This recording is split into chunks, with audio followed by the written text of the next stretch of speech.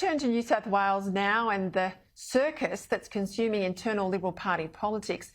In an extraordinary meeting held yesterday, the New South Wales State Executive was told a federal intervention is needed to prevent it from breaching its constitution.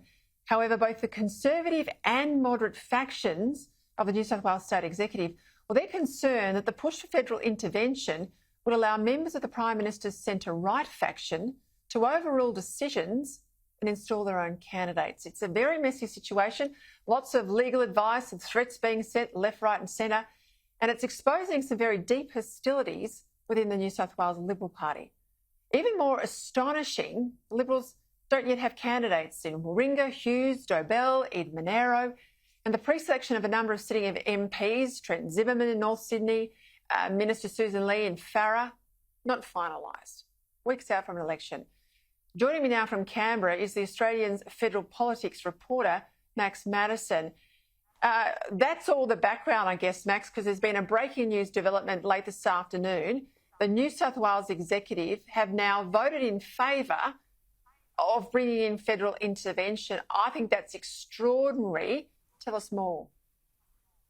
Yeah, it's truly quite remarkable. So what we've seen is the New South Wales State Executive strongly support the proposal that was put forward by New South Wales President Philip Ruddock this afternoon in an electronic ballot.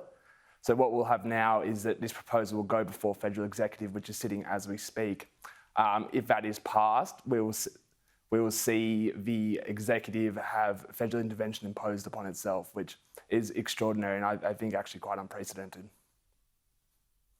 Well, we know we've got federal intervention involved in the Victorian Labor Party, but they're involved in branch stacking. They had to purge a quarter of the membership base. There were allegations of corruption.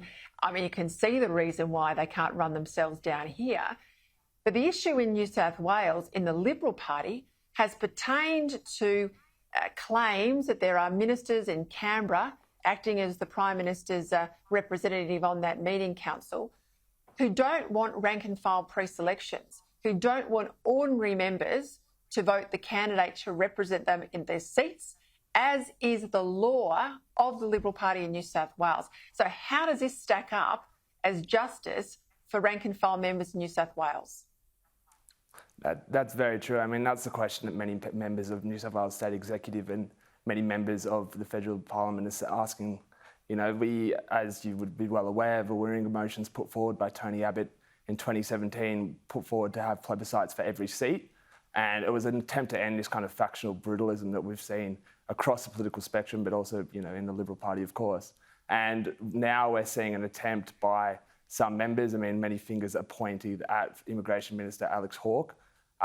You know, many members of his own party are pointing their fingers at him. So, yeah, it's truly quite remarkable. And I guess our fear is that if this federal executive intervention goes ahead, we might see that candidates imposed across the state in the seats that are outstanding. This is a shocking look going into an election because I've been around the Liberal Party most of my adult life. Given the strength of feeling about democratic plebiscites amongst rank and file members, I reckon some will go on strike and not want to assist the party when it needs them most in the next few weeks before we hit the campaign. Yeah, exactly. I mean, that is something that, you know, FEC presidents have repeatedly warned over the past few weeks in emails to State Executive.